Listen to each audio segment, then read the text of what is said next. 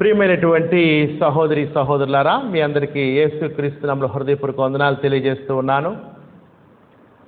మరలా ఈ ఆదివారం మీ మధ్య ఉండటం సంతోషకరమైన విషయం. దేవుని యొక్క వాక్యాన్ని మనం ధ్యానించుకుందాం. మరి క్రొత్త పాటల పుస్తకాలు మనందరికీ అందుబాటులోకి రావడం సంతోషకరంగా ఉన్నది.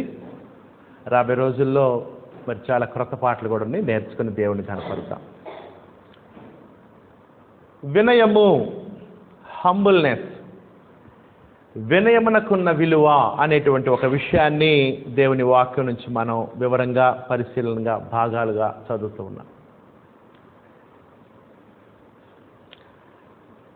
సహోదరులారా,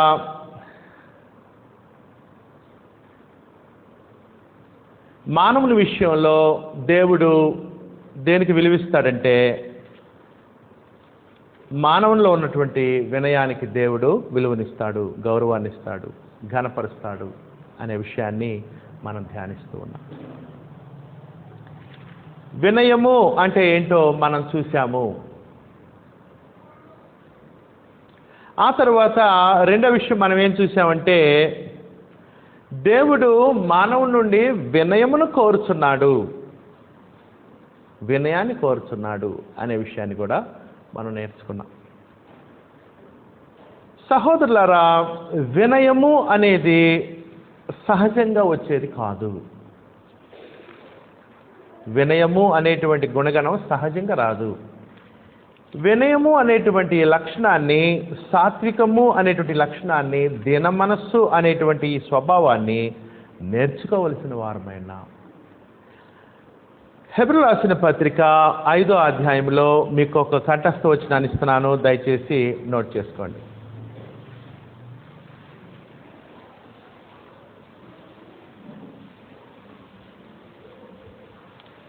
హెబ్రీ రాసిన పత్రిక 5వ అధ్యాయము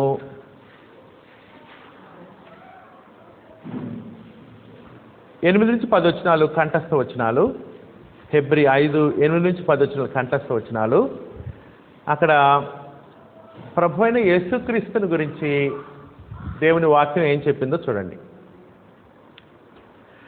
ఆయన ప్రభు అయిన క్రీస్తు అంట కుమారుడయుండియు తాను పొందిన శ్రమల వలన విధేయతను నేర్చుకునెను అని చెప్పారు.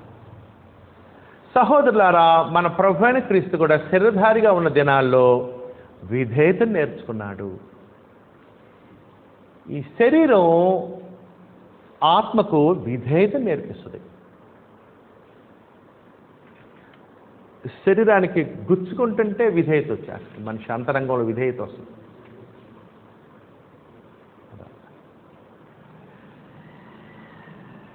ఆయన కుమారుడయుండియు తాను పొందిన శ్రమల వలన విధేయత. అది విధేయత ఎక్కడ నేర్చుకుంటాడు మనిషి?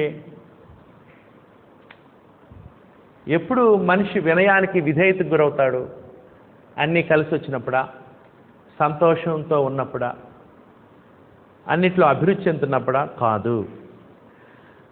తాను పొందిన శ్రమల వలన విధేయత నేర్చుకొనుట. సహోదరులారా, అది బహుశా దేవుడు మన జీవితంలో శ్రమలకు గురి చేయడానికి ఒక కారణం ఏమై ఉండొచ్చు అంటే, విధేయత నేర్చుకోవాలనేమో. అది విధేయత నేర్చుకోవాలి. అందుకని విధేయత అనేది నేర్చుకుంటే వచ్చే స్వభావము. నేర్చుకోవాలి. విధేయత నేర్చుకుని బైబిల్ చదవాలి. బైబిల్లో ఎన్నో విషయాలు ఉన్నాయి విధేయతకు సంబంధించి, ఎన్నో ఉదాహరణలు. మనం గొప్ప గొప్ప రాజులను చూసాం గతించిన రోజులు కదా. యోషియా ఒకడు గొప్ప రాజు. ఏమి నేర్చుకున్నాడు? చెరసాల వేయబడ్డప్పుడు విధేయత నేర్చుకున్నాడు. అప్పుడు దేవుడు బయట తీసుకొచ్చాడు.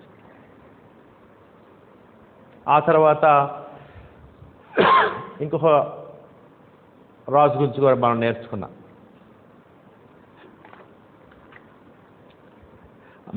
ఫస్ట్ మనుష్య గురించి నేర్చుకున్నాం కదా. దినవృత్తాంతం 33వ అధ్యాయంలో మనుష్య గొప్ప రాజు, యూదా దేశం. ఎంత గర్వంగా ప్రవర్తించాడో, ఆ తర్వాత జైల్లో వేసిన తర్వాత ఆ బందీ గృహంలో విధేయత నేర్చుకుని దేవునికి బయటికి వచ్చినట్లుగా మనం చూస్తాం. ఆ తర్వాత ఇంకొక విధేయత కలిగిన వాడిని చూసాం. అతను ఎవరంటే యోషియా.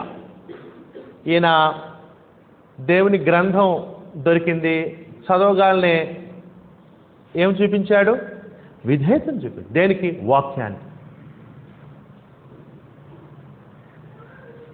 ఈ విధంగా సహోదరులారా అనేక మంది మనం చూస్తూ ఉన్నాం. ఒక్కొక్క పాఠంలో ఒక్కొక్క ఎగ్జాంపుల్ నేను చూపిస్తూ ఉన్నాను.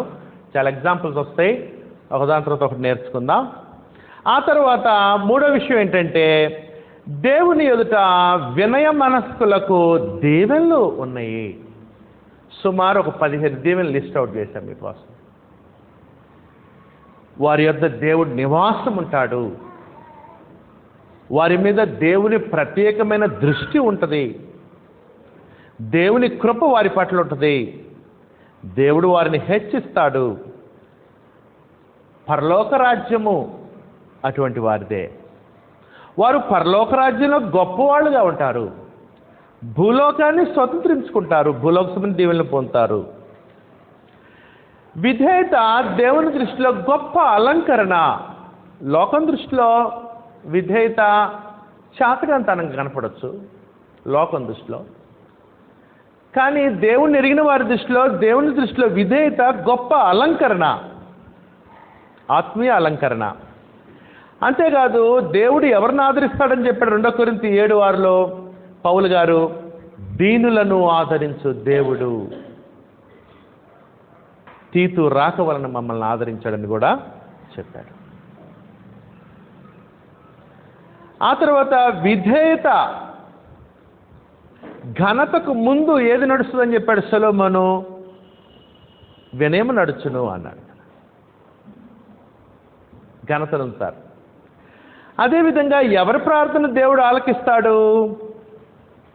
మీరు లూకాసు వార్త 18:9-14 దేవాలయానికి వచ్చారు, ఇద్దరు వచ్చారు దేవాలయానికే, మంచిది వచ్చారు, మంచిది, ఇద్దరు మంచి స్థలానికి వచ్చారు, దేవుని ఆలయంలోకి వచ్చారు, ఇద్దరు ప్రార్థన చేస్తున్నారు, ఇంకా మంచిదే, ఇంకా మంచిదే, ఇద్దరు దేవునికి ప్రార్థన కరెక్ట్గానే చేస్తున్నారు, దేవునికి ప్రార్థన చేస్తున్నారు.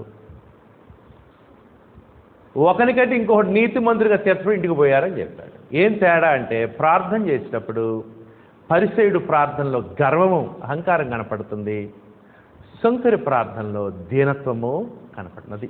అది తేడా. అతనికంటే ఇతడు నీతిమంతుడని ప్రభువు తీర్పు తీర్చినట్లుగా మనం చూస్తాం.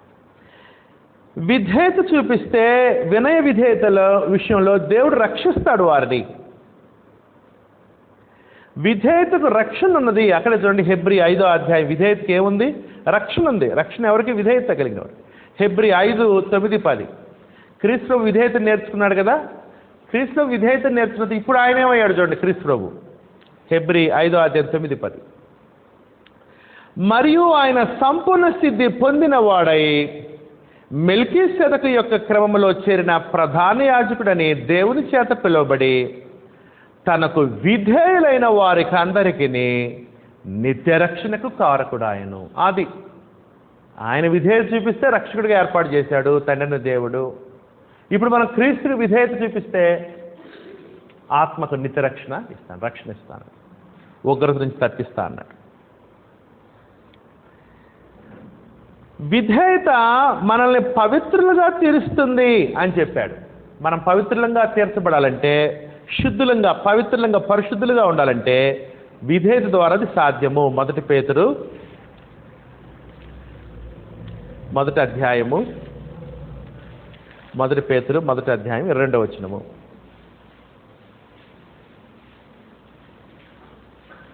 మొదటి పేతురు 1వ అధ్యాయం 22-23 వచనాలు.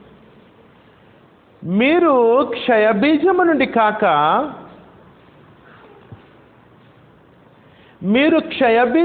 కాక శాశ్వతమగు జీవము గల దేవుని వాక్యమూలముగా అక్షయ బీజము నుండి పుట్టింపబడిన వారు గనుక నిష్కపటమైన సహోదర ప్రేమ కలుగునట్లు మీరు సత్యమునకు విధేయులవుట చేత, సత్యం అంటే వాక్యం, సత్యమందు వారిని ప్రతిష్ఠ చేయము, నీ వాక్యమే సత్యం. మీరు సత్యమునకు విధేయులైతే, విధేయులవుట చేత మీ మనస్సులను పవిత్రపరుచుకున్నారు. సత్యానికి విధేయత చూపిస్తే మనస్సులు పవిత్రం అవుతాయి, విధేయత ద్వారా పవిత్రం అవుతాం.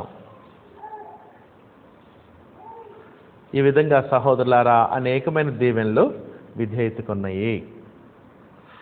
4వ విషయం మనం ఏం చూసామంటే, వినయం కలిగి దేవుని చేత ఆశ్రయించబడిన వారికి ఉదాహరణలు చూసాం. ఇంకా బాగా అర్థం అవటానికి కొన్ని ఉదాహరణలు, 2 ఉదాహరణలు చూసాం. ఈరోజు 3వ ఉదాహరణ నేను చూపిస్తాను, నేర్చుకుందాం. 5వ విషయం ఏంటంటే, దేవుడు వినయం కలిగి ఉండాలని తన పిల్లలకు ఆజ్ఞాపిస్తూ ఉన్నాడు.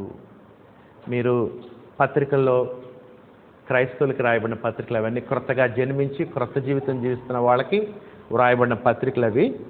క్రైస్తవ వ్యక్తిగతంగా క్రైస్తవులు రాయబడిన పత్రికలు ఉన్నాయి, క్రైస్తవ కుటుంబాలకి రాయబడిన పత్రికలు ఉన్నాయి, క్రీస్తు సంఘాలకు రాయబడిన పత్రికలు ఉన్నాయి. అన్ని పత్రికల్లో కూడా క్రైస్తవులకి ఇవ్వబడిన ఆజ్ఞ ఏంటంటే, వినయము విధేయత కలిగి ఉండండి అని చెప్తున్నాడు. ఎఫెసీ 4:3 పత్రికల్లో, ఎఫెసీ 4:3.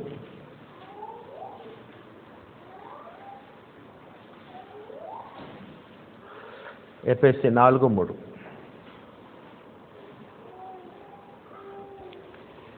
మీరు పిలువబడిన పిలుపునకు తగినట్లుగా దీర్ఘశాంతముతో కూడిన సంపూర్ణ వినయముతోనూ,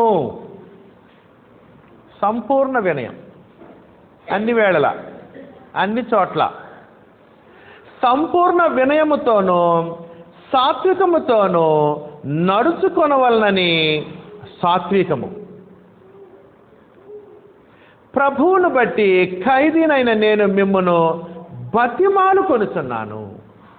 బతిమలాడుకుంటున్నా, వినయం కలిగి ఉండండి. దానివల్ల ఎన్నో ప్రయోజనాలు ఉన్నాయి. సాత్వికం కలిగి ఉండి, సంపూర్ణ వినయం కలిగండి. బతిమలాడుతున్నా, ఎందుకంటే దానివల్ల ఎన్నో ప్రయోజనాలు ఉన్నాయి. గర్వం వలన ఎన్ని నష్టాలు ఉన్నాయో, సాత్వికం వలన, వినయం వలన ఎన్నో ప్రయోజనాలు ఉన్నాయి అని పౌలు గారు ఏమంటున్నాడు? మనల్ని బ్రతిమలాడుతున్నాడంట. కొలస్సా 3:12 ఆజ్ఞలు ఉన్నాయండి. కొలస్సా 3:12. కాగా దేవుని చేత ఏర్పరచబడిన వారును, పరిశుద్ధులను, ప్రియులునైన వారు. మనం ఎవరిమి? దేవుని చేత ఏర్పరచబడిన వారు 1, మనం ఎవరిమి? 2, పరిశుద్ధులము. దేవుడు మనల్ని వాక్యం ద్వారా పిలిచి ఎన్నుకున్నాడు. క్రీస్తు యేసులో పరిశుద్ధులం, క్రీస్తు రక్తంలో బాప్తిస్మం పాపాలు కడుక్కొని దేవుని ఇంట్లో కుమారులకు కుమార్తెలకి జన్మించిన. 3, ప్రియులు. దేవునికి ఇష్టలు ఎవరి భూలోకంలో?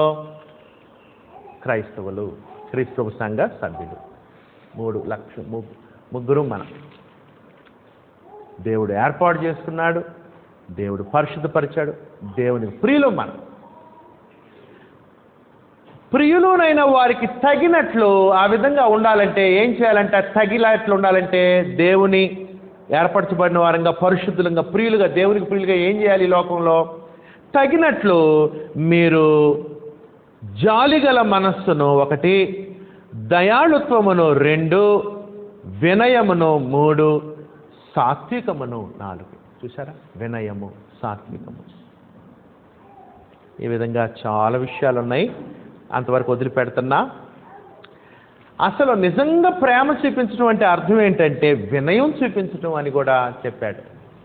1 కొరింథీ 13:4లో ప్రేమకు, నిజమైన ప్రేమకు ఉండే లక్షణాలు ఏంటో చెబుతూ ప్రేమ ఏం చూపిస్తుంది అన్నాడు. 1 కొరింథీ 13:4 ప్రేమకుండే లక్షణం. నిజంగా ప్రేమిస్తే ఆ వ్యక్తిని, అతనితో వినయంగా ఉంటావు.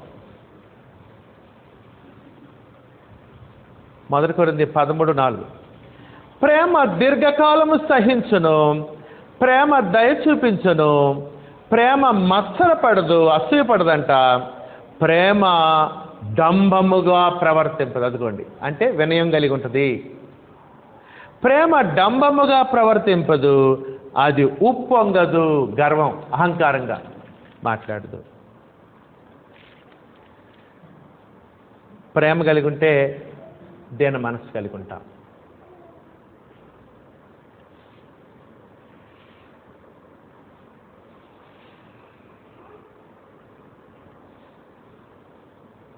నిజంగా నువ్వు వినయం కలిగి ఉండేది ఎక్కడ కనపడుతుందంటే, నువ్వు ఇతరులకి సేవ చేస్తున్నావంటే, సర్వీస్ చేస్తున్నావంటే అది వినయం. ఇతరులకు సేవ చేస్తున్న వినయం. యేసు ప్రభు తన అప్పగింపుడు రాత్రి నీళ్లు తీసుకొని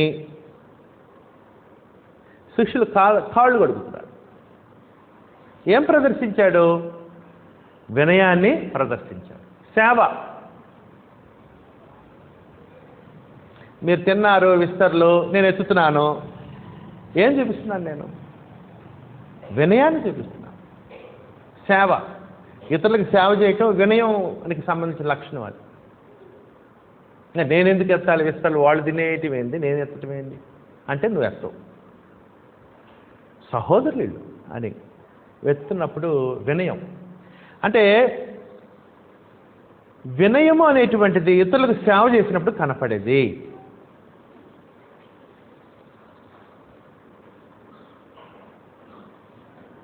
మన ఆలోచనలో వినయం, మన మాటల్లో వినయం, మన క్రియల్లో, అన్ని విషయాలు వినయం. సొలొమోను ఏమన్నాడంటే, ఒక తరం ఉందంట, ఆ తరం ఎట్లాగుందో చూడండి. సామెతలు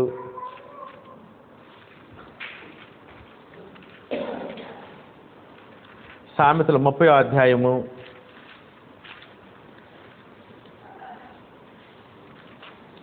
13వ వచనం. సామెతలు 30:13.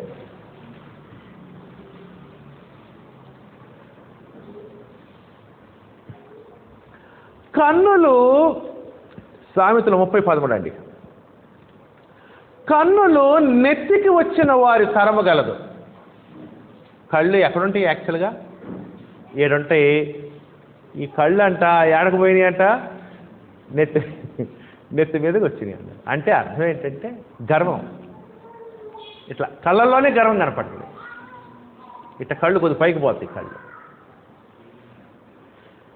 కన్నులు నెత్తికి వచ్చిన వారి తరము కలదు, వారి కనురెప్పలు ఎంత పైకెత్తబడి ఉన్నవి. అహం, గర్వం. ఏమనుకుంటున్నాను నేను? ఏమనుకుంటున్నాను అంటే అని గర్వం కలిగేటువంటి తరం. అంటే చూపుల్లో గర్వం, మాటల్లో గర్వం. సహోదరులారా, అన్నిట్లో మనం దీన మనసు కలిగి ఉండాలి. క్రియల్లో దేవుని వాక్య విషయంలో దీనత్వం, ప్రార్థనలో దీనత్వం, ఆరాధనలో దీనత్వం, శ్రమల్లో దీనత్వం, మరణంలో దీనత్వం. ప్రభువైన క్రీస్తు చూపించాడు కదా. చూపులలో దీనత్వం. ఈ లోకంలో దీనత్వం కలిగి నడుచుకోవటం కష్టమైన విషయం. ఇట్స్ ఎ డిఫికల్ట్ థింగ్ దీనత్వం కలిగి నడుచుకోవడం. ఎందుకంటే పక్క మనవాళ్ళు అంటే, ఏంద్రా నీకు రోషం లేదా, వాడు అన్ని మాటలంటే ఏంది నీకు?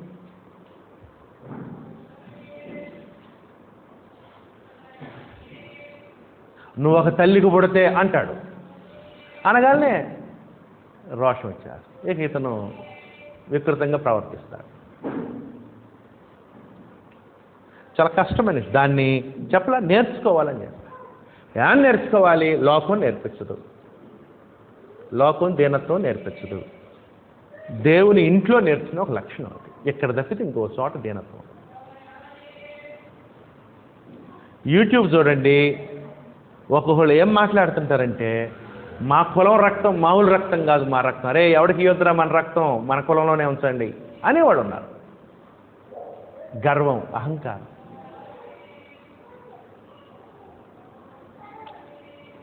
ఇటువంటి సమాజంలో దీనత్వం కలిగి ఉండాలంటే దేవుని మందిరంలోకి వచ్చి దేవుని వాక్యం దగ్గర నేర్చుకునేది. ఇది దేవుని పాద సన్నిధిలో దేవుని వాక్యం దగ్గర నేర్చుకునేది ఈ గొప్ప లక్షణం. అందరిలో లేదు ఇది. ఇది అరుదైన లక్షణం, దీనత్వం.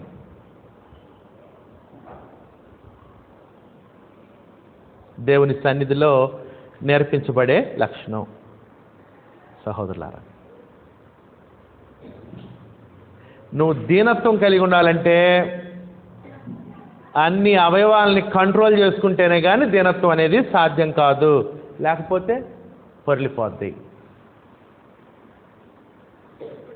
దీనత్వం చేతగానితనం కాదు, దీనత్వం బలమైన తనం. అది అన్నిటిని కూడా, ఆలోచనల్ని, ఆవేశాన్ని అన్నిటిని కూడా నిగ్రహించుకోవటం దీనత్వం అంటే. సాత్వికం బలహీనత కాదు దీనత్వం. క్రీస్తు ప్రభు మొహం మీద ఉమ్మూశారు. ఎవరు ఆయన? క్రీస్తు ప్రభు గొప్ప సృష్టిని తండ్రిని దేవుడు ప్రభుని క్రీస్తు వారి సృష్టిని చేశారు. ఏమన్నాడు యోహాను క్రీస్తు గురించి ఇంట్రడక్షన్ ఇస్తూ?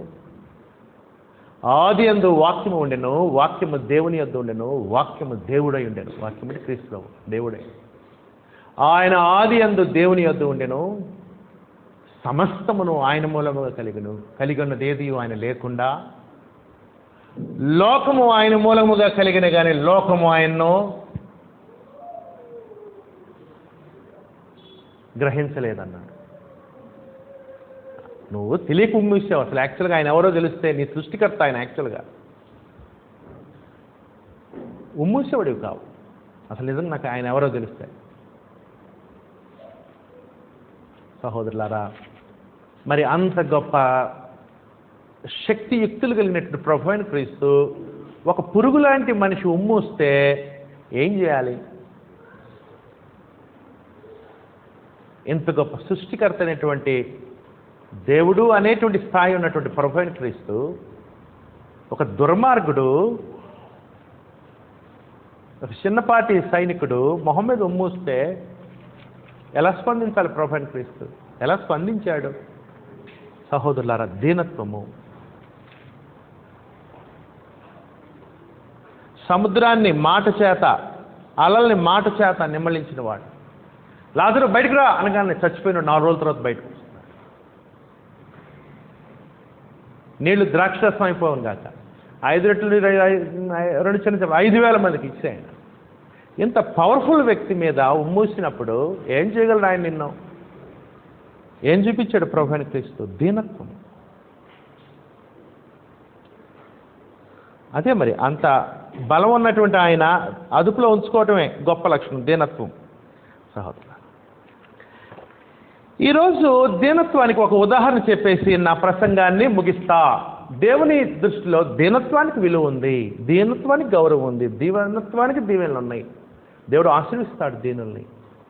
దేవుని నువ్వు ప్రభావితం చేయాలంటే, దేవుని మన్ననలు పొందాలంటే, దేవుడు నువ్వు సంతోషపరచాలంటే, దేవుడు ఆశ్చర్యపోయే గుణగణం నువ్వు కలిగి ఉండాలంటే ఒకటే, ఏది కూడా ఆయన దృష్టిని మళ్లించదు నీ వైపు. బంగారం ఆయనే ఇచ్చాడు, డబ్బులు ఆయనే ఇచ్చాడు, వస్త్రాలు ఆయనే ఇచ్చాడు. ఏది ఆయన దృష్టిని నీ వైపు మళ్ళిస్తుందంటే దీనత్వము. ఈరోజు దీనత్వం ద్వారా మేలు పొందినటువంటి ఒక వ్యక్తి గురించి చెప్పేసి ముగిచేస్తాను. ఈరోజు మనం చూసే ఉదాహరణ ఎవరంటే అహాబు గురించి మీకు చెప్తున్నాను. రాజుల మొదటి గ్రంథంలో ఈయనున్నాడు. రాజుల మొదటి గ్రంథం 21వ అధ్యాయం. ఈ ఉదాహరణ చెప్పేసి నేను ముగిస్తాను. దయచేసి బైబిల్స్ ఉన్నవాళ్ళు ఇక అటు ఇటు తిప్పం. మనం బైబిల్ని ఒక్క 21వ అధ్యాయం దగ్గరే కేంద్రీకరిస్తాం. బైబిల్స్ ఉన్నవాళ్ళు రాజుల మొదటి గ్రంథం 21వ అధ్యాయం తీసి బైబిల్లో ఉన్నటువంటి ఎర్రని దారాన్ని అక్కడ ఉంచుకోండి. ఈరోజు మనం చూసే ఉదాహరణ ఏంటంటే అహాబు. ఎవరు ఈ అహాబు? అహాబు ఇశ్రాయేలీలకు రాజు, ఇశ్రాయేల్ దేశానికి రాజు అహాబు.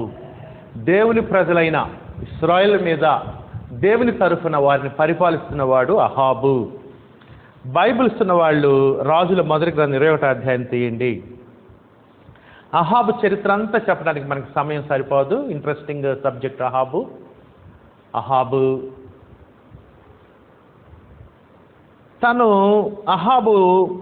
అన్య స్త్రీని పెళ్లి చేసుకున్నాడు. సీదోనీల రాజుగారి యొక్క కుమార్తె యెజెబెల్ని పెళ్లి చేసుకున్నాడు.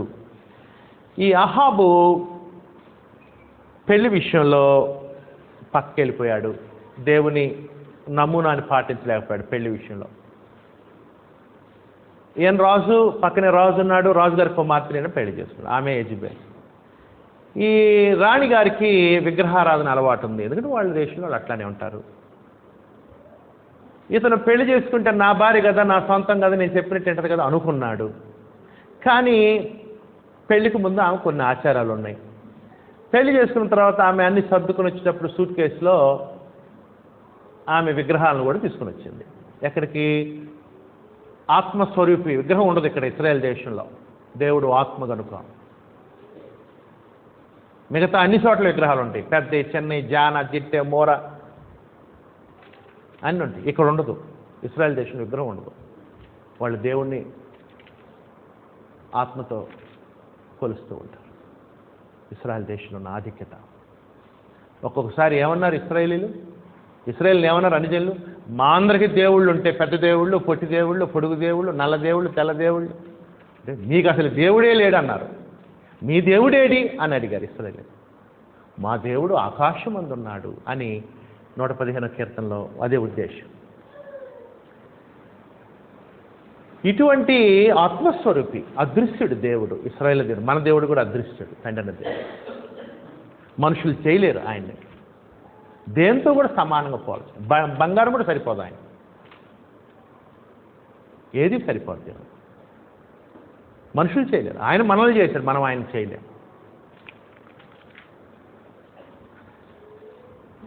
మనం చేసిన బొమ్మే, దేవుడు కాదు, పాడు కాదు. దేవుడు ఆత్మస్వరూపం. ఆయన ఎలా సమీపించాలి మరి? విశ్వాసం ద్వారా. విశ్వాసం లేకుండా దేవునికి ఇష్టమైనట అసాధ్యం. దేవుని ఎదుకు వచ్చువాడు ఆయన ఉన్నాడనియు తను వెదకు వారికి ఫలము దయచేవాడనియు నమ్మవలని కదా. ఆ దేవుణ్ణి, తండ్రిని దేవుణ్ణి మనం విశ్వాసం ద్వారా సమీపిస్తాం. నువ్వు ఉన్న చోట విశ్వాసంతో నాయనా తండ్రి అంటే ఆయన ఆలకిస్తాడు. ఎక్కడికో పోవాల్సిన పని లేదు. ఎటుపోయినా నీకు కనపడు దేవుడు. అన్ని చోట్ల ఆయన వ్యాప్తి చెంది ఉన్నాడు. దేవుడు సర్వము వ్యాపించి ఉన్నాడు.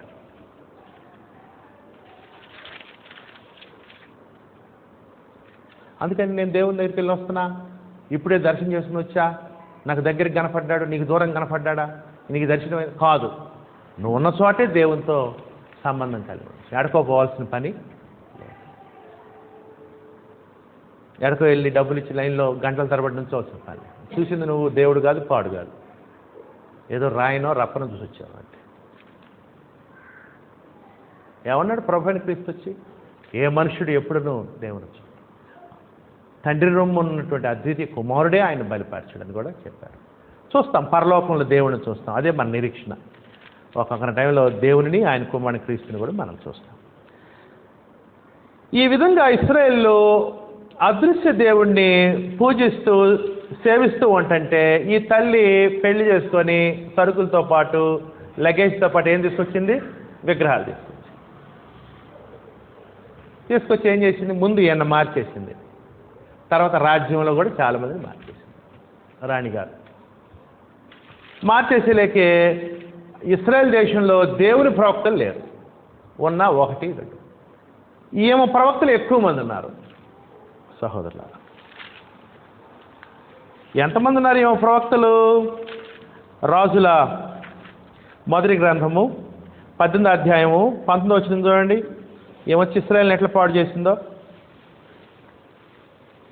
రాజుల మొదటి గ్రంథం 18వ అధ్యాయం 19వ వచనం. రాజుల మొదటి గ్రంథం 18-19.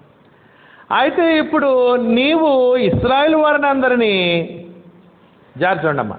యెజెబెలు పోషించుతున్న బయలుదేవత ప్రవక్తలు 450 మందిని. రాణిగారు విగ్రహారాధకుని చెప్పాను కదా, ఎవరిని పోషిస్తుంది? బయలుదేవత, ఆ సంబంధించిన ప్రవక్తలని. ఎంతమంది? 450 మందిని. 450 మందిని పోషించడం అంటే మామూలు విషయమా? 450 మందిని ఉదయం టిఫిన్లు, మధ్యాహ్నం భోజనాలు, రాత్రి భోజనం, వాళ్ళకి మెడికల్ ఎక్స్పెన్సెస్, వాళ్ళకి దారి ఖర్చులు, వాళ్ళకి జీతభత్యాలు, వాళ్ళకి నివాసానికి రెంట్లు ఇవన్నీ ఏమే పే చేస్తుంది మొత్తం. యెజబెల్ రాణి ఎవరి సొమ్ము? వాళ్ళు ఆయన ఉన్నాడుగా రాజుగారి సొమ్ము, విగ్రహాలను పెట్టి. బయలుదేవత ప్రవక్తలు 450 మందిని, అషేరాదేవి ప్రవక్తలైన 400 మందిని, అదిగో అంటే శివుడు పార్వతి టైపు విగ్రహారాధనలో ఏమైందంటే మనిషి చేసుకునే విగ్రహాన్ని చేస్తూ ఉంటారు. వీళ్ళు పెళ్ళిళ్ళు చేసుకుంటారు, వాళ్ళకి పెళ్ళిళ్ళు చేస్తారు. అర్థం. అట్లానే బయలుదేవత ఏమో మగ దేవుడు, ఆషేరాదేవేమో పార్వతి టైపు ఆడదేవత. వీళ్ళిద్దరు భార్యాభర్తలు. అర్థమవుతుందండి? ఈ ఆడామకేమో, ఈ అషేరాదేవికేమో 400 మంది ప్రవక్తలు, ఆయనకేమో మగదేవతకేమో 450, మొత్తం 850 మందిని ఏమో ఫీడింగ్ ఇస్తుంది, పోషిస్తుంది. ఎవరి సొమ్ము? అహాబ్ సొమ్ము, ఇశ్రాయేల్ సొమ్ము. ఈ విధంగా దేశాన్ని పాడు చేశారు. ఇశ్రాయేల్ దేశంలో యెహోవా ప్రవక్త అంతేకాదు ఒక టైంలో ఏమని ఛాలెంజ్ చేసింది తెలిసేమా? రేపు ఈ టయానికి యెహోవా ప్రవక్తని ఏలియాని లేపేయకపోతే నా పేరు తిప్పెట్టుకొని కూడా అనిందేమో.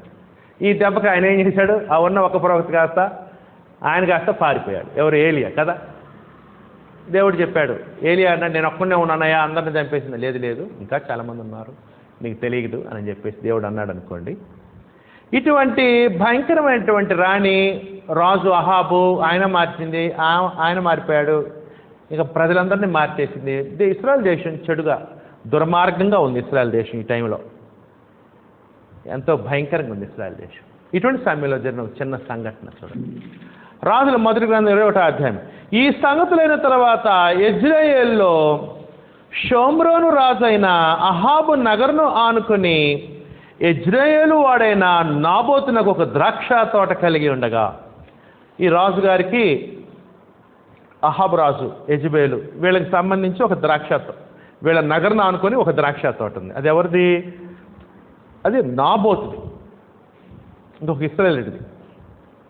అహాబు 2వ వచనం, నాబోతుని పిలిపించి, నీ ద్రాక్ష తోట నా నగరును ఆనుకొని ఉన్నది గనక అది నాకు కూర తోటకిమ్ము, దానికి ప్రతిగా దానికంటే మంచి ద్రాక్ష తోట నీకు ఇచ్చేదను, లేదా నీకు అనుకూలమైన దానిని క్రయమునకిమ్మని అడిగాను. అయా, రాజుగారు పిలిచాడు నాబోతుని.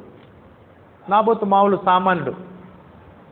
నా నగరును ఆనుకొని నీ ద్రాక్ష తోట ఉంది, అది నాకు కావాలి, నాకు ఇయ్యి, నీకు కావాలంటే వేరే చోట ద్రాక్ష తోట ఇస్తా, నేనైతే అది కూరగాయలు వేసుకుంటా. రెండోది ఏంటంటే, నువ్వు వేరే చోట ద్రాక్ష తోట వద్దంటే డబ్బులు ఇస్తాను ఇవని అహాబు అడిగాడు. అడిగితే ఆయన ఏమన్నాడు? 3వ వచనంలో, అందుకు నాబోతు, నా పిత్రార్జితమును నీకిచ్చుటకు నాకు ఎంత మాత్రమును వల్ల పడదని చెప్పగా, అయ్యా, ఇది నా తల్లిదండ్రుల నుంచి వస్తున్న ఆస్తి, స్వాస్థ్యము, అది నా పిల్లలకు మిగిల్చాలి, గుర్తుగా ఉంటుంది, ఇది నేను వేరే వాళ్ళకి అమ్మను అన్నాడు.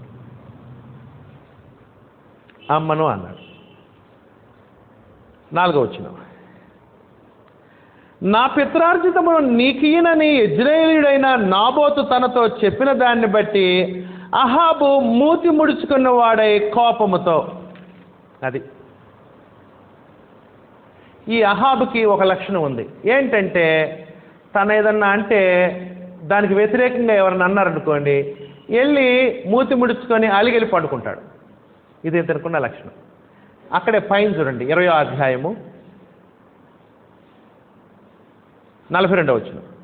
20వ అధ్యాయం 42వ వచనం, మొదటి రాజుల గ్రంథం 20:42. అప్పుడు అతడు ఒక ప్రవక్త వచ్చి ఏమన్నాడు చూడండి అహాబుతో, యెహోవా సెలవిచ్చినది ఏమనగా, నేను శపించిన మనిషి నీవు నీ చేతిలోనే తప్పించుకొని పోనిచ్చితివి గనక వాని ప్రాణమునకు మారుగా నీ ప్రాణమును, వాని జనులకు మారుగా నీ జనమును అప్పగింపడుతున్న రాజుతో అనగా ఒక ప్రవక్త వచ్చి దేవుని మాట చెప్పాడు. అతన్ని నువ్వు శిక్షించాలి, అతను చంపేలా శత్రురాజు, నువ్వేందుకు పోనిచ్చావు, దేవుని చిత్తం నెరవేర్చలేదు, దేవుడు నిన్ను శిక్షిస్తాడు అనగానే ఏం చేశాడు అహాబు? 43వ వచనం, ఇశ్రాయేలు రాజు మూతి ముడుచుకున్న వాడే కోపముతో షోమ్రోను తన నగరునకు వచ్చింది. అదిగో ఇతనికి ఎవరన్నా ఏదన్నా గిట్టని మాట అంటే వెంటనే ఏమొస్తుంది, ఇతనికి మొహం మార్చుకొని చిన్నగా వెళ్ళిపోయి ఇంటికి వెళ్ళి పండుకుంటాడు. ఇది ఇతనుకున్నటువంటి స్వభావం. లేరు అటువంటి వాళ్ళు? ఏమ్మా, దయచేసి అలిగి పండుకోవద్దు, ఇది అహాబు లక్షణం. అట్లనే ఇతను ఏమన్నాడంటే, ఇది నా పిత్రార్జిత నేను ఈయనయ్యా అన్నాడు. ఈయన అనగానే ఏం చేశాడు రాజుగారు? చూడండి అక్కడ 4వ వచనం. నా పిత్రార్జితము నీకీనని యెజ్రెయేలీయుడైన నాబోతు తనతో చెప్పిందని బట్టి అహాబు మూతి ముడుచుకున్నవాడై కోపముతో సేమ్ తన నగరునకు పోయి మంచం మీద పరుండి అదిగోండి పండుకున్నాడు, దుప్పటి కప్పాడు, ఎవరితోనూ మాట్లాడకి అలిగాడు, భోజనము చేయకి ఉన్నాడు, తిన్నాడు, భోజనం చేయడు. నేను అనుకున్నది నాకు వచ్చేదాకా నేను ఇట్లానే ఉంటాను.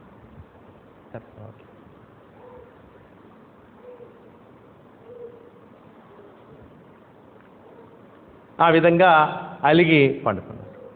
రాజుగారు పడుకున్నప్పుడు రాణి వచ్చింది. తెలుసు కదా రాణిగారికి. రాణి వచ్చి ఏమనిందో చూడండి. 6వ వచనం. అతడు 5వ వచనం.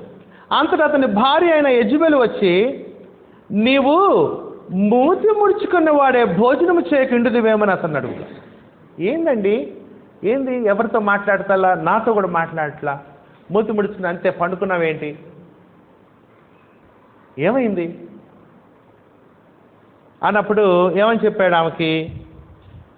6వ వచనం. అతడు ఆమెతో ఇట్టను, నీ ద్రాక్ష తోటను క్రయమునకు నాకిమ్ము, లేక నీకు అనుకూలమైన ఎడల దానిని మారుగా మరి యొక్క ద్రాక్ష తోట నీకు ఇచ్చిందని యెజ్రెయేలు వాడైన నాబోతుతో నేను చెప్పక, అతడు నా ద్రాక్ష తోట నీకు ఈయన నేను అతన్ని అడిగితే ఈయన అన్నాడు. ఇంకో చోట ద్రాక్ష తోట లేదా దెబ్బలను ఇస్తా ఈయన అన్నాడు. ఈవెన నేను నాకు బాధేసి వచ్చి కోపంతో అలిగి దుప్పటి కప్పి పడుకున్నాను, భోజనం చేయట్లేదు అన్నాడు. 7వ వచనం. అందుకు అతని భార్య అయిన యెజబెలు, ఇశ్రాయేలులో నీవిప్పుడు రాజ్య పరిపాలన చేయట్లేదా? ఏమండి, అసలే కోపంతో ఉన్నాడు. కోపంతో ఉన్నవాడిని ఏం చేయాలి? అదే తలబడతా లేదా? భార్య సాటిన సహాయం అంటే ఏంటి? ఎందుకు భార్యని ఇచ్చింది? ఊరకు వండి పెట్టమని. సాటైన సహాయం అన్ని విషయాల్లో. భర్త దేవునికి వ్యతిరేకంగా ఆలోచించి చెడుగా ప్రవర్తించి చెప్పటం, ఇది దేవుని చిత్తం, ఇది ఇట్లా కాదు ఇట్లా, మనకెందుకండి అది. ఈ యెజబెలు సరైన ప్రవర్తన కాదు. ఈమె ఎట్లాంటిదంటే పుండు మీద ఆయింట్మెంట్ రాయదు, కారం చల్లిద్ది. పుండు మీద కారం చల్లే రకం. ఏమంటుంది? నువ్వు రాజువు కాదా, నువ్వు రాజుగా లేవా అని ఆయన్ని రెచ్చగొడతాడు. బైబిల్లో మంచి సలహాలు ఇచ్చిన భార్యలు ఉన్నారు, చెడ్డ సలహాలు ఇచ్చిన భార్యలు కూడా ఉన్నారు. చూడండి ఏమైందో. లేచి భోజనము చేసి మనస్సులో సంతోషము ఉండును, నేనే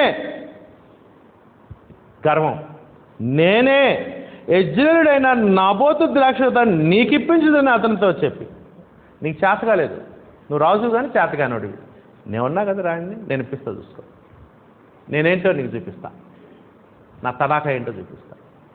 భర్త కంటే ఏమో తడాఖా ఏంటో చూపిస్తా. తెలీదా భర్తకి?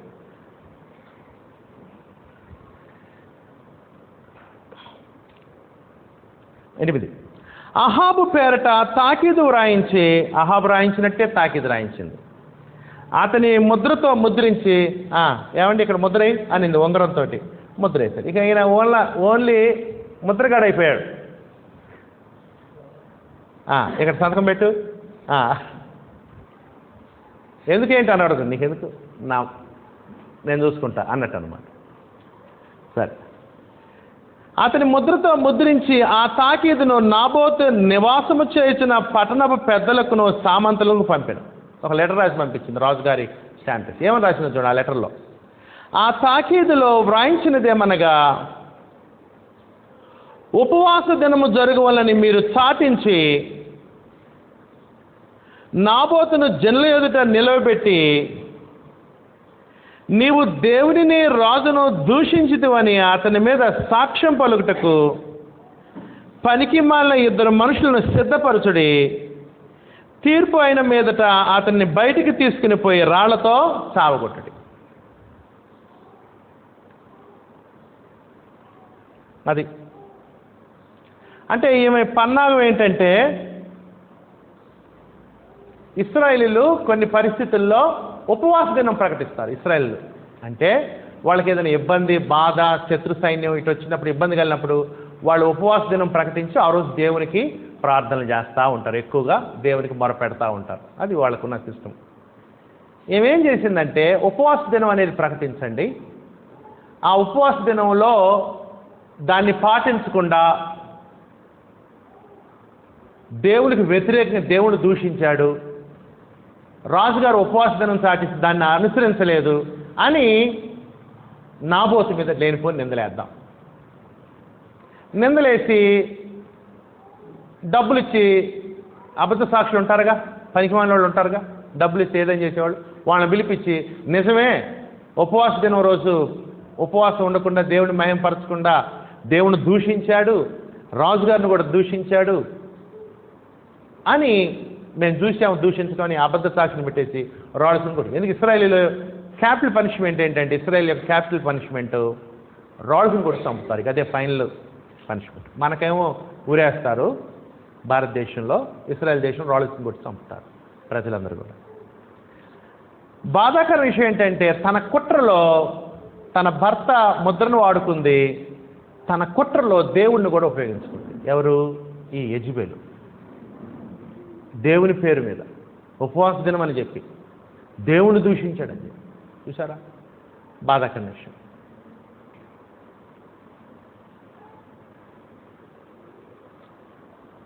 పదకొండు, అతని పట్న పెద్దలను, పట్నమందు నివసించు సామంతులను యెజబెలు తమకు పంపిన తాకీదు ప్రకారముగా జరిగించింది.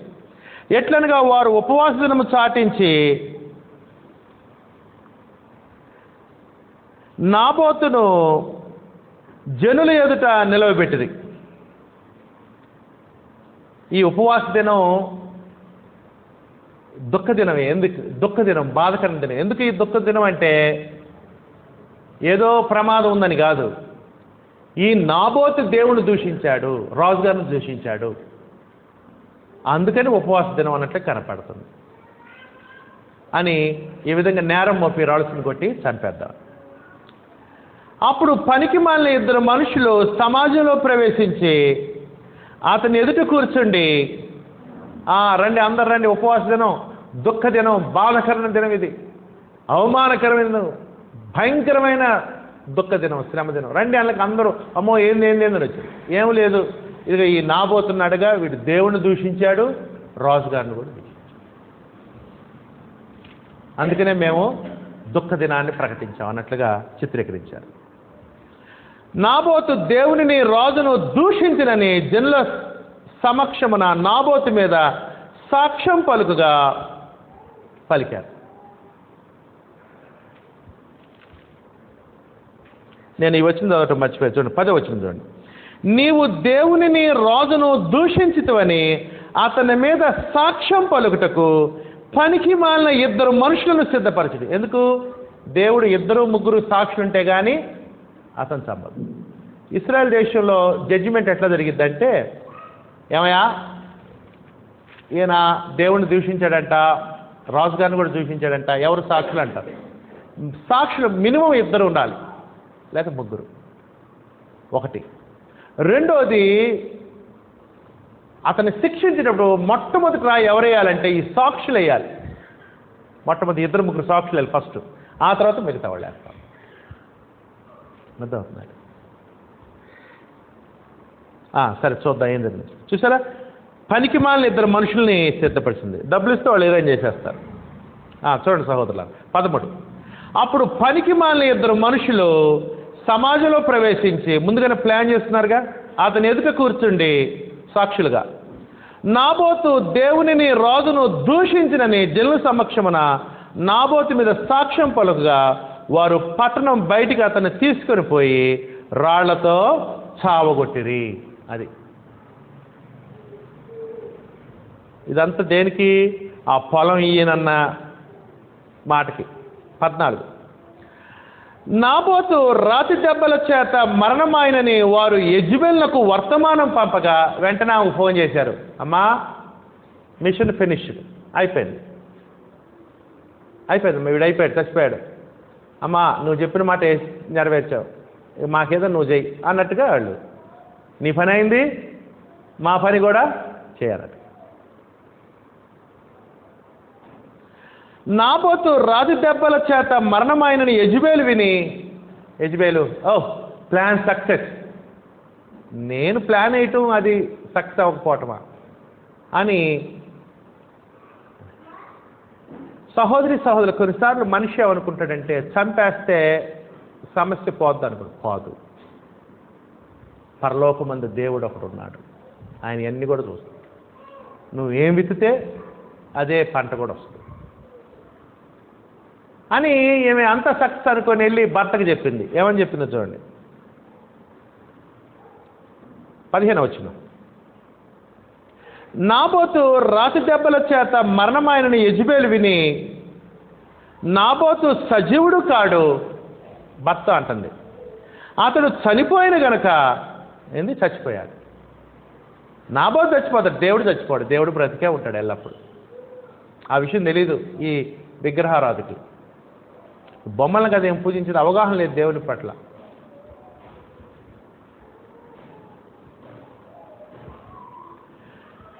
నాబోతు సజీవుడు కాదు, అతను చనిపోయిన నీవు లేచి యెజ్రెలీయుడైన నాబోతు క్రయమునకు నీకీనలకపోయిన అతని ద్రాక్ష తోటను స్వాధీనపరుచుకుని అహాబుతో, నువ్వు ఇంకా నయ్యం, ఇంకో చోట ద్రాక్ష తోట ఇస్తాను, డబ్బులు ఇస్తాను, నేనేం చేశాను నా ప్లాన్తో ఫ్రీగా నీకు ఇచ్చేసి, నువ్వు ఫ్రీగా తీసుకోవచ్చు, ఎంత తెలివి చూసావు నాది అని ఆమె వెర్రవీగుతూ అహాబుతో అనేది.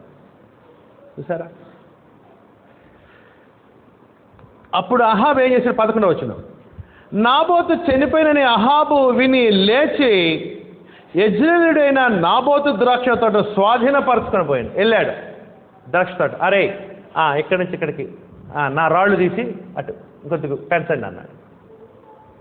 అమ్మయ్య, నా భార్య అంటే ఏదో అనుకున్నాను నేను, నా భార్య నాకంటే తెలియదు, ఇంకా నాకు ఇంకా డబ్బులు మిగిల్చింది, నేను ఇంకా వీడికి ఇంకో ద్రాక్ష తోట ఏడయ్యాలని నేను ఆలోచిస్తుంటే నా భార్య అంత లాభమే నాకు అని ఆయన అనుకున్నాడు. వెళ్ళి కొలతలు వేస్తుంటే అక్కడికి ఎవరు వచ్చారు చూడండి, ఏలియా ప్రవక్త వచ్చాడు.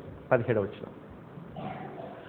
అప్పుడు యెహోవాకు తిష్బీయుడైన ఏలియాకు ప్రత్యక్షమై ఇలాగు సెలవిచ్చాడు, నీవు లేచి షోమ్రోన్లో ఉన్న ఇశ్రాయేలు రాజైన అహాబును ఎదుర్కొంటకు బయలుదేరు, అతడు నాబోతు యొక్క ద్రాక్ష తోటలో ఉన్నాడు, అతడు దాన్ని స్వాధీనపరుచుకొనబోయాను. స్వాధీనపరచుకోవాలా? వేస్తున్నాడు, రాళ్ళు వేస్తున్నాడు, కొలతలు తీపిస్తున్నాడు టేప్ పెట్టి.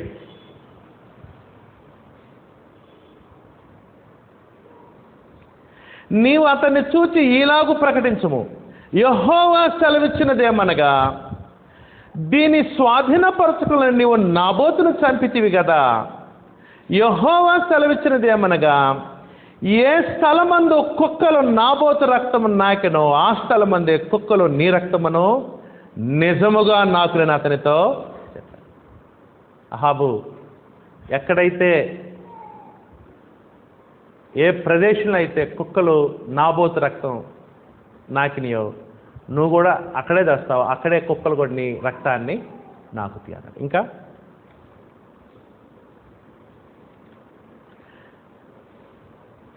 అంతటా అహాబు ఏలియాను చూచి, నా పగవాడా, నీ చేతిలో నేను చిక్కబడితున్నా అని పలుకుగా. చూసారా? ఏలియా ఇట్లా నేను ఏలియా ఇంకా చెప్పాడు చూడండి, యెహోవా దృష్టికి కీడు చేయుటకు నిన్ను నీవే అమ్ముకొని ఉన్నావు గనక నా చేతిలో నీవు చిక్కితివి.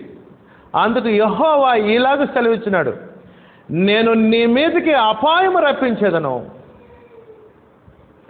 నీ సంతతి వారు నాశనం చేత. నువ్వేమో ఒక్కనే కదా చంపింది నాబోతు, నేను మొత్తాన్ని, నీ సంతతి మొత్తాన్ని, అల్పులేమి ఘనులేమి ఇశ్రాయేలు వారిలో అహాబు పక్షమున ఎవడను లేకుండా పురుషులందరూ నిర్మూలన చేతను, మొత్తం అసలు నీ వంశాన్ని తీసేస్తా. ఇశ్రాయేలు వారు పాపము చేయుటకు నీవు కారకుడవై, నువ్వు పాపం చేయటమే కాదు నీ భార్య ద్వారా ఇశ్రాయేలుకు కూడా ఆ జబ్బు అంటించావు. ఇశ్రాయేలు వారు పాపము చేయుటకు నీవు కారకుడవై నా కోపం పుట్టించితివి గనక నెబాతు కుమారుడైన యెరోబాము కుటుంబమునకును అహియా కుమారుడైన బయషా కుటుంబమునకును నేను చేసినట్లు నీ కుటుంబమునకు, నువ్వేమో ఒకడికే చేశావు, నేను కుటుంబాన్ని మొత్తాన్ని శిక్షిస్తాను చేతుని యెహోవా సెలవిస్తున్నాడు, మరియు నీ భార్య గురించి కూడా విను అని చెప్పాడు. యెజ్రెయేలును గురించి యెహోవా సెలవిచ్చినది ఏమనగా, యెజ్రెయేలు ప్రాకారమునొద్ద కుక్కలు యెజెబెలును తినివేయును. యెజెబెలును ఏం చేస్తాను? కుక్కలు. పట్టణమందు చచ్చు అహాబు సంబంధికులను కుక్కలు తినివేయును, బయట భూముల్లో చచ్చు వారిని ఆకాశ పక్షులు తినివేయును అని చెప్పాను. అంటే ఆకాశ పక్షులు తినేవంటే ఎవడు కూడా రాలా సమాధి చేయటానికి, ఆకాశ పక్షులు తింటే. తన భార్య అయిన యెజెబెలు ప్రేరణ చేత యెహోవా దృష్టి కీడు చేయ తన్ను తాను అమ్ముకున్న అహాబు వంటి వాడు ఎవడనూ లేడు. భార్య వలన పాడైపోయినటువంటి భర్త అహాబు. బైబిల్లో ఇశ్రాయేలు ఎదుట నిలవకుండా యెహోవా వెళ్ళగొట్టిన అమోరీల ఆచార రీతిగా విగ్రహములను పెట్టుకొని అతడు బహు హేయముగా ప్రవర్తించిన భార్య ద్వారా ఈ మాటలు చెప్పాడు. ఎంత భయంకరమైన మాటలండి, వింటంటేనే భయంగా ఉంది కదా. ఏలియా చెప్పాడు. చెప్పగలను ఒక చిన్న ఆశ్చర్యకరమైన సంగతి జరిగింది. ఆశ్చర్యకరమైన మలుపు ఎవరు ఊహించలేదు. ఏం జరిగింది చూడండి. అహాబు ఆ మాటలు విని తన వస్త్రములు చింపుకొని గోనెపట్ట కట్టుకొని ఉపవాసం ఉండి గోనెపట్ట మీద పరుండి వ్యాకుల పడగా, ఇంత ఘోరమైనటువంటి విపత్తు తన కుటుంబం మీదకి వస్తుందని చెప్పేలేక ఇవన్నీ విని వెంటనే సింహాసనం నుంచి దిగేసి బట్టలు రాజవస్త్రాలు చింపేసుకొని గోనెపట్ట కట్టుకొని, గోనెపట్ట తెలుసుగా మీకు, ఉపవాసం ఉండి కింద కూర్చొని గోనెపట్ట మీద పరుండి గోనెపట్ట పరుచుకున్నాడు. మంచి డబుల్ కాట్ మంచి రాజుగారిది ఎట్లుంటుందో ఏనుగు దంతాలతో చేసి ఉండొచ్చు, అన్నీ వదిలిపెట్టేశాడు. రాజవస్త్రాలు చింపేసి తీసేసి గోనెపట్ట వేసుకున్నాడు, గోనెపట్ట పరుచుకున్నాడు. చాప కాదు, గోనెపట్ట పరుచుకొని దాని మీద పండుకొని ఏం చేస్తున్నాడు? Yeah yeah yeah yeah yeah అని.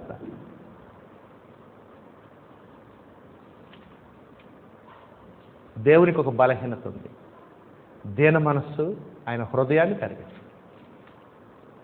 దీన మనస్సు తగ్గించుకొని కనుక మనస్సు ఎంత దుర్మార్గుడు అయ్యవచ్చు. దీన మనస్సు దేవుని దగ్గర గొప్ప దేవుళ్ళు తెస్తాడు. పట్టుకొని ఏం చేస్తున్నాడు? ఉపవాసం ఉండి దేవునికి ప్రార్థన చేస్తాడు. ఉపవాసం ఉన్నాడంటే దేవునికి ప్రార్థన చేస్తాడు మనకు అనుకోవచ్చు. చూడు వ్యాకుల పడుచు దుఃఖపడుతున్నాడు. యెహోవాకు తిష్బిడని ఏలియాకు ప్రత్యక్షం ఇలాగ సెలవిచ్చాడు. వెంటనే దేవుడు ఏలియా దగ్గర, ఏలియా మళ్ళీ ఇంకోసారి వెళ్ళి అహాబ్ దగ్గర. ఎందుకు ప్రభు, అయిపోయింది కదా ఆల్రెడీ స్టేట్మెంట్. కాదు, తను దీన మనసు చూపించాడు. దీన మనసు నేను స్పందిస్తా. నా కోపానికి దీన మనస్సు అడ్డుగా ఉంటుంది, ఆగిపోతాను నేను నా రౌద్రాన్ని.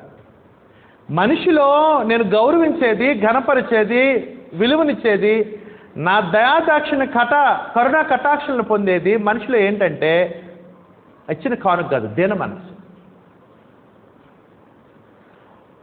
వెళ్ళి ఈ మాట చెప్పు. ఏంటంట? ఇలాగ చెప్పు. 29. అహాబు నాకు భయపడి వినయముగా ప్రవర్తించుట చూచితిని. అది ఏం చూశాడు? ఏం చూశాడు? వినయము, విధేయత, దీన మనస్సు, సాత్వికము దేవుని సన్నిధిలో. నాకు భయపడి వినయముగా ప్రవర్తించుట చూచితివా? నాకు భయపడి అతడు వినయముగా ప్రవర్తించుట చేత, ఆ వినయం, ఆ విధేయత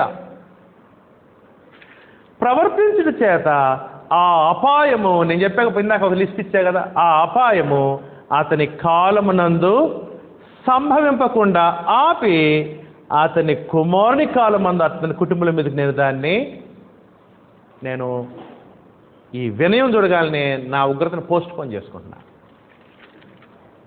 ఏలి అనొచ్చు, ఏంది ప్రభు వాడు దుర్మార్గుడు ప్రభు, వాడు నాబోతుంది చంపాడు ప్రభు, ఇది ప్రభు అయ్యా ఇది దుర్మార్గుడు అయి ఉండొచ్చు. కానీ ఇప్పుడు ఏం చూపిస్తున్నాడు? వినయం, విధేయత. ఆ వినయ విధేయతలుకి నేను మారిపోతా. మనిషిలో ఏది నన్ను మార్చదు. మనిషి వినయ విధేయతలు నా శరీరంలో చూపిస్తే నేను మారిపోతా, నా ఆలోచనలు మార్చుకుంటా. మనిషి దీన మనసు దగ్గర నేనేమవుతానంటే బలహీనుడిని అయిపోతాను. ఆ శాపాన్ని కాస్త ఏం చేస్తాను? దీవెనగా మారు. వెళ్ళి చెప్పు, అతని దీనత్వం చూపించాడు కాబట్టి అతని టైంలో ఈ ఉగ్రతను రాయను, అతని తర్వాత తరంలో రాయను. సహోదరులారా, దీన మనస్సు, దీనత్వం వలన దేవుని దీవెనలు, దేవుని కృప. అందుకని అహాబు కూడా ఒక చక్కటి ఉదాహరణ. దేనికంటే దీన మనస్సు కలిగి దేవుని దీవెనలు పొందిన వాళ్ళు ఒక వ్యక్తి ఎవరంటే అహాబు రాజు. అటువంటి దీన మనస్సు మనం కలిగి దీనులంగా దేవుని సన్నిధిలో నడుచుకుంటూ తన కుమారుని క్రీస్తుకి విధేయతలు చూపిస్తే, దీన మనస్సు చూపిస్తే ఆత్మరక్షణ ఇస్తా అన్నాడు. ఒక విధంగా మనం బాప్తిస్మంలో నీళ్ళలోకి పోతున్నామంటే విధేయత చూపిస్తున్నాడు.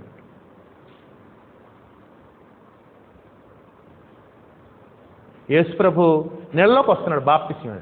యోహానను వద్దు ప్రభు నువ్వు పక్కకు పో అన్నాడు. యేసు ప్రభు అన్నాడు, లేదు, నీతి యావత్తు ఈ విధంగా, ఇది దీన మనస్సు సంబంధం, దేవుని ఆజ్ఞకు లోబడేటువంటి విషయం అని క్రీస్తు ప్రభు బాప్తిస్మం. అట్లానే మనం ప్రభుని క్రీస్తుకి దీన మనస్సు విధేయత చూపిస్తే రక్షణిస్తా అన్నాడు. తనకు విధేయులైన వారందరికీ ఆయన నిత్యరక్షణకు కారకుడు ఆయన అన్నాడు. ఇంకెవరైనా రక్షణ పొంది బాప్తిస్మని ప్రభు ఇంట్లోకి రండి.